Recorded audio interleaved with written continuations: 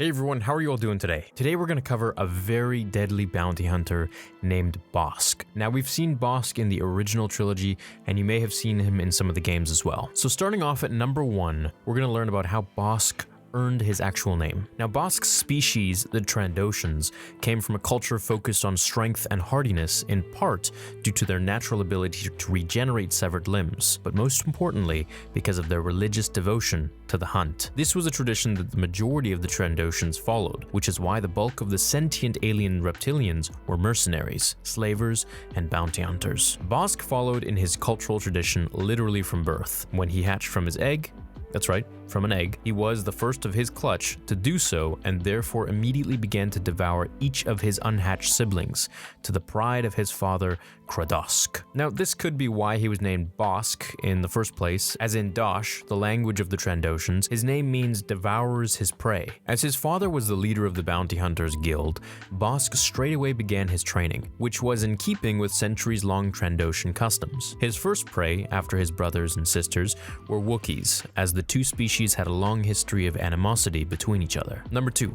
Bossk was the ruler of an entire star system. Credits and reputation are not the only rewards the bounty hunter profession can bestow. Some of the most successful bounty hunters managed to win actual titles and positions of power, as did Bossk. When he went to the Outer Rim world of Quotil, where the last battle of the Stark Hyperspace War had taken place, the entire system had partaken in this conflict, and the Trandoshan hunter had been given a bounty on the monarch of the Kotal. Once he successfully captured the ruler, Bossk was made the new monarch of the entire system. Number 3. Bossk's costume appeared in Star Wars before he did. The scene of the lineup of bounty hunters on Darth Vader's Superstar Destroyer in The Empire Strikes Back is very iconic, but Bossk's suit didn't come from a galaxy far, far away, but instead from the British Royal Air Force of the 1960s planet Earth. The reptilian was wearing an unmodified high-altitude Windac pressure suit that, aside from being used by the RAF, can be seen in pop culture in the 4th season of Doctor Who, in the episode titled The 10th Planet. However, in Star Wars, the suit actually made its first appearance in the Mos Eisley Cantina in A New Hope, on the character named Boshek, who introduced Obi-Wan Kenobi to Chewbacca. Now here's a fun fact: Ken Coley, the actor who played Admiral Piet on Vader's ship, the Executor, had a natural reaction of disgust towards Bossk's sharp toes that were hanging above him in the scene. His reaction was not in the script, but Empire's director Irvin Kershner kept it in the film. Admiral Piet's disgust didn't come so much from Bossk's appearance, but was more based on the immorality of the bounty hunter. Number 4. Bossk considered Boba Fett his greatest rival. Bounty hunters, by their profession and their nature of their profession, are always angling for the highest paying commissions, and therefore are in constant competition with one another. These conflicts can often escalate to the point where each hunter will try and kill the other to secure the bounty for themselves. This was especially true when it came to the relationship between Bossk and Boba Fett. Now, Bossk long challenged Fett's status as the greatest bounty hunter in the galaxy, but even so, at times, these two notorious hunters had to team up when their quarry was extremely difficult, as was the case when Rogue Stormtrooper Commander and Commando Trin Vosant was used by Emperor Palpatine and Black Sun leader Prince Xizor to destroy the Bounty Hunter Guild and continue the Bounty Hunter Wars. Now, both Bossk and Fett had to reluctantly team up to subdue and apprehend the Stormtrooper, but then Bossk elected to betray Fett on board Slave One and take him captive as well. However, the fake Mando bounty hunter was ready for the Trandoshans' betrayal and had already enlisted the aid of another bounty hunter named Zuckuss to back him up. However, after stopping Bossk together, Boba Fett then double-crossed Zuckuss instead and left both him and Bossk in his damaged vessel, as he took an escape pod with the bounty, keeping the reward for himself in true bounty hunter fashion. Number 5. Bossk's ship to Hound's Tooth. Like all epic bounty hunters in the galaxy far, far away, Bossk had his own ship, with a devilish serial number no less. It was a modified Corellian Engineering Corporation YV-666 lighter freighter, named the Hound's Tooth, that functioned as Bossk's living quarters while he was in space and as his base of operations. In addition, Bossk had fitted the Hound's Tooth with a few extra weapons, like missile launchers and ion cannons worthy of any bounty hunter. Much to the alarm of any guests aboard his ship, it wasn't unusual for Bossk to leave the mutilated bodies of pelts of his bounties just laying around out in the open. The Reptilian had owned another freighter prior to the Houndstooth, but it had been destroyed by Han Solo. The scoundrel had landed the Millennium Falcon on top of Bossk's old ship and crushed it after the Trandoshans' failed assault on Gandolo 4. This was a colony world of Wookiees. But the Houndstooth was a considerable upgrade to the freighter he had lost, as it was much more robust and served Bossk well for a much longer time. Number 6. Bossk inadvertently saved hundreds of Wookiees. After Vader had sent Bossk and the other bounty hunters after the crew of the Millennium Falcon, the Trandoshan looked at several leads as he tried to find the tricky rebels. That's when, to his surprise, he was approached by a Chen Lembek, a Wookiee bounty hunter, and his apprentice, Tinian.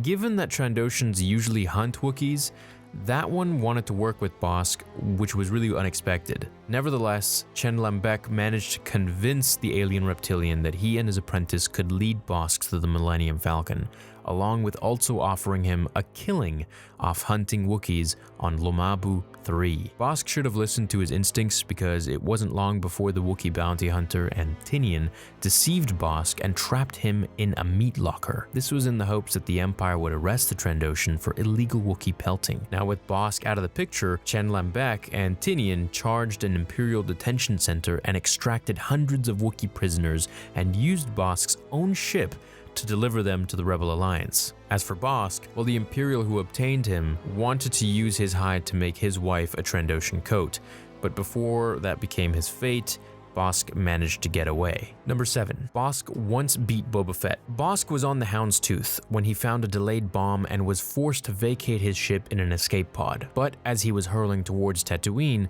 he discovered another bomb in the pod and tried to disarm it, until the timer hit 0 and nothing happened. The Trandoshan realized he had been tricked into abandoning his ship and watched helplessly as Boba Fett stole it. But after he crash-landed on the desert world, Bossk went about doing what his species does best and began tracking down the most notorious bounty hunter in the galaxy. Now, he wasn't sure how Boba had survived the Sarlacc pit, and if you aren't either, you can check out my other video covering just that from Legends, but he was in possession of evidence that he had once taken from Fett's ship, Slave One. Evidence that was important to the Mandalorian bounty hunter, fake Mandalorian bounty hunter, and which Bossk could use to lure Fett to him. They confronted each other in the Mos Eisley Cantina. Both bounty hunters held their own. But when Fett was presented with an opportunity, he pressed down his blaster pointed directly at Bossk's head. But the Trandoshan refused to give up the evidence, even if it meant his death. Seeing no choice, Fett conceded, and in exchange for the evidence's return, he transferred a large sum of credits to Bossk, who therefore walked away the victor. Number 8.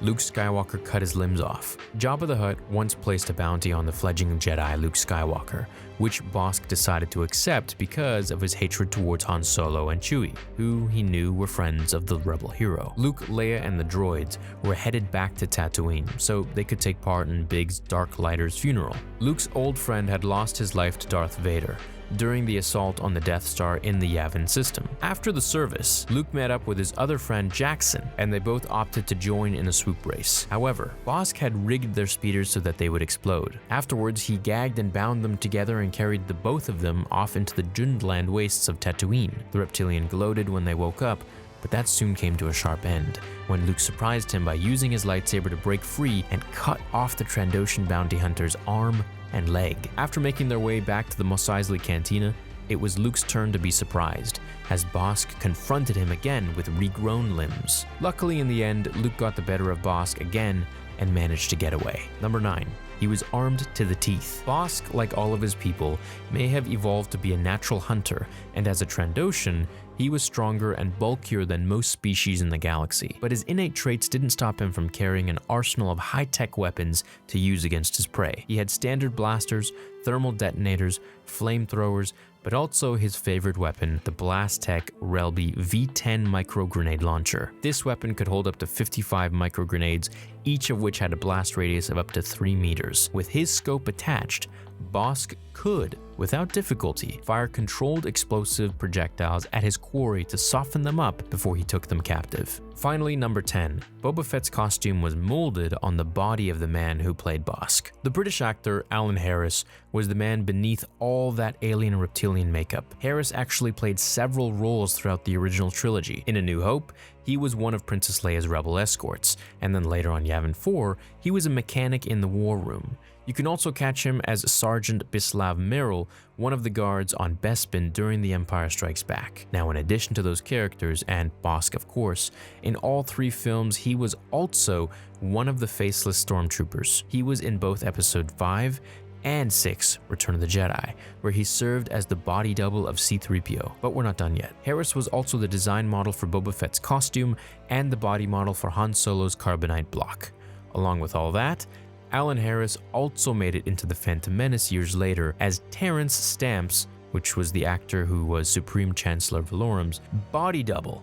And now we're done. Hope you enjoyed this video about Bossk, the other bounty hunter that many don't know too much about, unless you've played Battlefront and find his moves and tactics super annoying with those gas grenades that actually drive me insane. But hope you have a great day. May the Force be with you.